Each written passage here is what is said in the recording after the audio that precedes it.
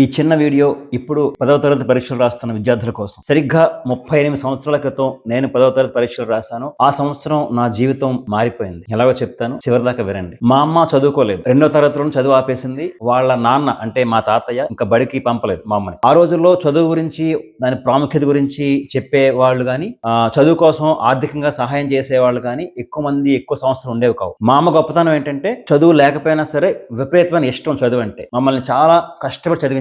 చిన్న కిరాణా కొట్టు నడిపేది, పుల్లలు కొట్టేది, అమ్మేది, ఇడ్లీలు అట్లు వేసేది, చాలా చాలా కష్టపడేది. ఒకటే చెప్పేది, నాన్న నాకు చదువు లేకపోవడం వల్ల నేను చాలా నష్టపోయాను జీవితంలో, చాలా అవమానాలు పడ్డాను, నరకం చూశాను. కాబట్టి ముందు నువ్వు బాగా చదువుకొని ఒక స్థాయికి వెళ్ళిన తర్వాత ఆడపిల్లలకి చదువునివ్వు. ఏ ఆడపిల్ల కూడా చదువు ఆగిపోకూడదు. చదువు లేకపోతే జీవితం లేదు, ఎక్కడ కూడా గౌరవం ఉండదు, చివరికి సొంత ఇంట్లో కూడా గౌరవం ఉండదు. ఎప్పుడు ఇదే పదే పదే చెప్పేది. మా ఊళ్ళో కిరాణా కొట్టు వరాలమ్మ అంటే మా అమ్మ ఒక రోల్ మోడల్. తనకు చదువు లేకపోయినా సరే, ఇంట్లో భర్త అంత సహకరించకపోయినా సరే, ఇద్దరు పిల్లల్ని విద్యావంతులు చేసింది. మా అమ్మ ఆలోచనల స్ఫూర్తి, నా మీద తను పెట్టుకున్న నమ్మకం, మా ఉపాధ్యాయుల ప్రోత్సాహం అన్నింటి వల్ల కూడా నేను కూడా చాలా కష్టపడి చదువుకున్నాను, చాలా శ్రద్ధ పెట్టాను. ప్రభుత్వ పాఠశాలలో, కళాశాలలో మాత్రం చదువు ఎంత కసిగా పట్టుదలగా చదివానంటే 10th ఇంటర్ స్టేట్ ర్యాంక్స్ వచ్చేలా, ఎంసెట్ లో 483 ర్యాంక్ వచ్చేలా. అప్పటికే మరలా ఆర్థిక ఇబ్బందుల మూలంగా చదువు ఆగిపోయే పరిస్థితి వస్తే మా ఊరి వాళ్ళు, మా ఉపాధ్యాయులు, ముఖ్యంగా నేను అమ్మ అని పిలుచుకునే మా హిందీ టీచర్ విజయ మేడం గారు, అలాగే ఒక సంస్థ వాళ్ళు, వీళ్ళందరి సహకారంతో మళ్ళీ చదువు పట్టాలెక్కింది. పట్టుదల ఇంకా పెరిగింది. ఎంత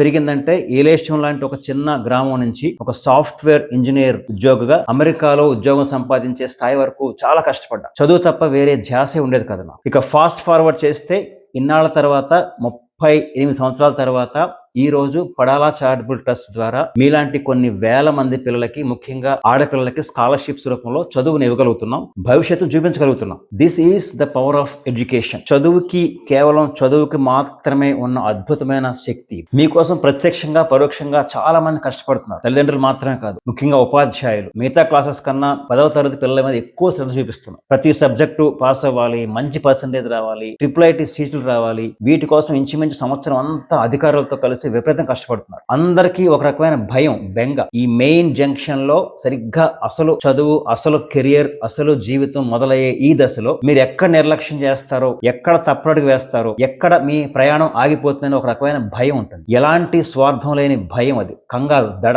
ఆ శబ్దాలు కనుక మీకు వినపడితే, ఆ రోజు నాకు మా అమ్మ గుండె చప్పుడు నాకు వినపడినట్టు అవి మీరు వినగలిగితే, నాలాగా మీ జీవితం కూడా పూర్తిగా మారిపోతుంది. మిమ్మల్ని ఎవరు ఆపలేరు. ఒక్కసారి ఈ 10వ తరగతి మెట్టు జాగ్రత్తగా దాటేశారంటే ఆ తర్వాత ప్రయాణం మీకే అర్థమైపోతుంది. ఇంకెవరు చెప్పక్కర్లే. మీ ఇంట్లో ఇటువంటి ఆర్థిక పరిస్థితులు సరిగ్గా లేకపోయినా మీ పై చదువులకి పడాలా చారిటబుల్ ట్రస్ట్ లాంటి సంస్థలు, దాతలు చాలా మంది ఉన్నారు. Money is not a problem, money is never A problem. కాబట్టి ఈ కొద్ది రోజులు పూర్తి ఏకాగ్రతతో మనసు పెట్టి పూర్తిగా చదవండి. కేవలం పుస్తకాలతో, మీ టీచర్స్ తో మాత్రమే ఉండండి. వేడి జోలికి వెళ్ళొద్దు. All the very best. Suryaprasad, Padala charitable trust, Kakinada. Thank you.